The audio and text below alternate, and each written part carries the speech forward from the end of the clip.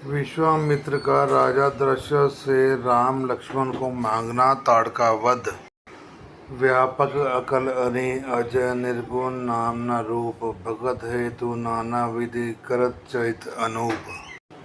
जो व्यापक अकल निर्वयव इच्छा रहित अजन्मा व निर्गुण है तथा जिनका न नाम है न रूप है, वही भगवान भक्तों के लिए नाना प्रकार के अनुपम अलौकिक चरित्र करते हैं। यह सब चरित कहाँ मैं गाई, अगली कथा सुनो मन लाई। विश्वामित्र महामुनि ज्ञानी, बसे विपिन शुभ आश्रम जानी। यह सब चरित मैंने गाकर बखान कर कहा, अब आगे की कथा मन लगाकर सुनो। ज्ञानी महामुनि विश्वामित्र जी वन में शुभ आश्रम पवित्र स्थान जाकर बसते थे, जहाँ जप जग्गे जोग मुनि करही। अति मारीच सुबाहु डरही, देखत जग्गे निशाचर धावी। करी उपद्रव मुनि दुख पावई। जहाँ वह मुनि जप यज्ञ और योग करते थे, परंतु मारीच और सुबाहु से बहुत डरते थे। यज्ञ देखते ही राक्षस दौड़ पड़ते थे, उपद्रव मचाते थे, जिससे मुनि बहुत दुख पाते थे। गादि तन्ने मन चिंता व्यापी, हर बिनु मरे निशाचर पापी। तब मुनिवर मन कीन विचारा, प्रभु अवतर्यो हरिन मही भारा। गादी के पुत्र विश्वामित्र जी के मन में ये चिंता छा गई कि ये पापी राक्षस भगवान के मारे न मरेंगे। तब श्रेष्ठ मुनि ने मन में विचार किया कि प्रभु ने पृथ्वी का भार उतारने के लिए अवतार लिया है। एहू मिस देखो पद जाई, करे विनती आनो दो भाई। ज्ञान विराग सकल गुण आए ना, सो प्रभु मैं देखब बरी नैना। इसी बहाने जाकर मैं उनके चरणों का दर्शन करूं और विनती करके दोनों भाइयों को ले आऊं। आहा, जो ज्ञान वैराग्य और सब गुणों के धाम हैं, उन प्रभु को मैं नेत्र भरकर देखूंगा। बहुविधि करत मनोरथ, जात लागे नहीं बार। करि मज्जन सरयू जल, गए भूप दरबार। बहुत प्रकार से मनोरथ करते हुए जाने में देर नहीं लगी। सरयू के जल से स्नान करके वे राजा के दरवाजे पर पहुँचे। मुनि आगमन सुना जब राजा, मिलन गयो ले विप्र समाजा। करी दंडवत मुनि सन्मानी, निज आसन बैठा रे आनी। राजा ने जब मुनि का आना सुना तब वह ब्राह्मणों के समाज को साथ लेकर मिलने गए और दंडवत करके मुनि का सम्मान करते हुए उन्हें लाकर अपने आसन पर बिठाया। चरण पखारी कीन अति पूजा, मौसम आजु धन्य नहीं दूजा। विविध भांति भोजन परवावा, मुनि बर हृदय हर्ष अति पावा। चरणों को धोकर बहुत पूजा की और कहा, मेरे समान धन्य आज दूसरा कोई नहीं है। फिर अनेक प्रकार से के भोजन करवाए, जिससे मुनि श्रेष्ठ ने अपने हृदय में बहुत ही हर्ष प्राप्त किया। मुनि चरणनि दे मेले सुतचारी, राम देख मुनि देह विसारी। भय मगन देखत मुख शोभा, जन चकोर पूरन ससिलोभा।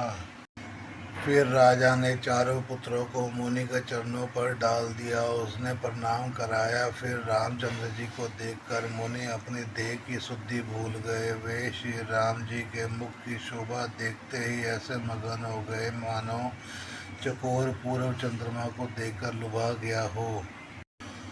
तब मन हर्षित वचन कही राऊ, मुनि अस कृपा न करिय काऊ। कही कारण आगमन तुम्हारा, कहे सो करत लाऊ बुभारा।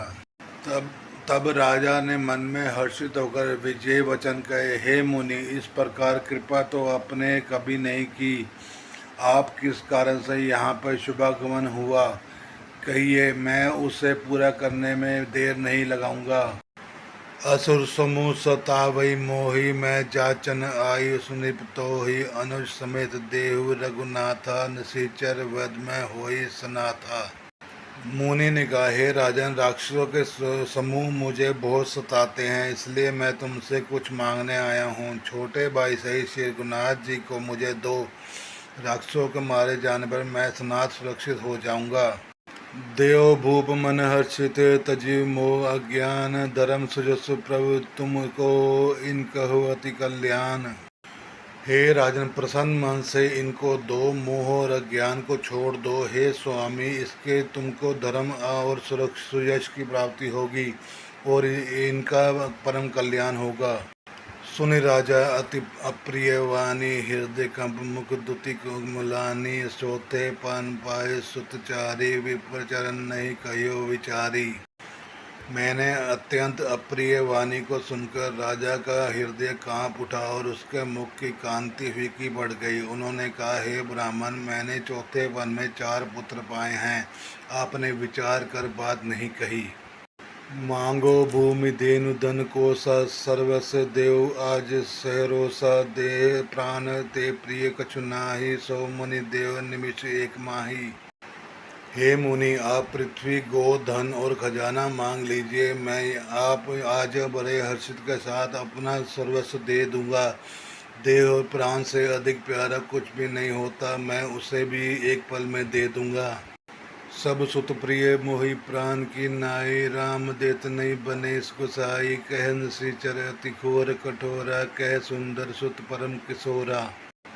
सभी पुत्र मुझे प्राणों से प्यारे हैं, इनमें से हे प्रभु राम को तो किसी प्रकार भी देते नहीं बनता। कहाँ अत्यंत डरावने और क्रूर राक्षस और कहाँ परम किशोर अवस्था में बिल्कुल सुकुमार मेरे सुंदर पुत्र। सुनि नृपगीरा प्रेम रसानी, हृदय हर्ष माना मुनि ज्ञानी। तब वशिष्ठ बहुविधि समझावा, नृप संदेह नाश कह पावा। प्रेम रस से सनी हुई राजा की वाणी सुनकर ज्ञानी मुनि विश्वामित्र जी ने हृदय में बड़ा हर्ष माना। तब वशिष्ठ जी ने राजा को बहुत प्रकार से समझाया, जिससे राजा का संदेह नाश को प्राप्त हुआ। अति आदर दो तन्ने बुलाए, हृदय लाई बहुभांति सिखाए। मेरे प्राण नाश सुत दो, तुम मुनि पिता आन नहीं कहो। राजा ने बड़े ही आदर से दोनों पुत्रों को बुलाया और अपने हृदय से लगाकर बहुत प्रकार से उन्हें शिक्षा दी। फिर कहा, हे नाथ, ये दोनों पुत्र मेरे प्राण हैं। हे मुनि, अब आप ही इनके पिता हैं, दूसरा कोई नहीं। सौंपे भूप ऋषि सुत, बहुविधि दई आशीष। जननी भवन गए प्रभु, चले नाई पद शीस। राजा ने बहुत प्रकार से आशीर्वाद देकर पुत्रों को ऋषि के हवाले कर दिया। फिर प्रभु माता के महल में गए और उनके चरणों में सिर नवाकर चले। पुरुष सिंह दो वीर हर्षे, चले मुनि भय हरन। कृपा सिंधु मति धीर, अखिल विषव कारण करन। पुरुषों में सिंह रूप दोनों भाई राम लक्ष्मण मुनि का भय हरने के लिए प्रसन्न होकर चले। वे कृपा के समुद्र, धीर बुद्धि और संपूर्ण विश्व के कारण के भी कारण हैं। अरुण नयन उर बाहु विशाला, नील जलज तनु श्याम तमाला। कटिपट पीत कसे बर बाथा, रुचिर चाप सहायक दुई हाथा। भगवान के लाल नेत्र हैं, चौड़ी छाती और विशाल भुजाएं हैं। नील कमल और तमाल के वृक्ष की तरह श्याम शरीर है। कमर में पीताम्बर पहने हुए और सुंदर तरकस कसे हुए हैं। दोनों हाथों में क्रमशः सुंदर धनुष के और बाण हैं। श्याम गौर सुंदर दो भाई, विश्वामित्र महानिधि पाई। प्रभु ब्रह्म देव के मैं जाना, मोहि नीति पिता तजियो भगवाना। श्याम और गौर वन के दो भाई परम सुंदर हैं। विश्वामित्र जी को महान निधि प्राप्त हो गई। वे सोचते लगे कि जान गया कि प्रभु ब्रह्मदेव ब्राह्मणों के भक्त हैं और मेरे लिए भगवान ने अपने पिता को भी छोड़ दिया। चले जात मुनि दीन दिखाई, सुनी ताड़का क्रोध कर दिया धाई। एक ही बान प्राण हरि लीना, दीन जानी देहि निज पद दीना। मार्ग में चले जाते हुए मुनि ने ताड़का को दिखलाया। शब्द सुनते ही वह क्रोध करके दौड़ी। श्री राम जी ने एक ही बाण में उसके प्राण हर लिए और दीन जानकर उसको निज पद अपना दिव्य स्वरूप दिया। तब ऋषि निज नाथ जिय चीना, विद्या निधि कहु विद्या दीनी। न जाते लाग क्षुधा पे पीसा, अतुलित बल तन तेज प्रकाशा।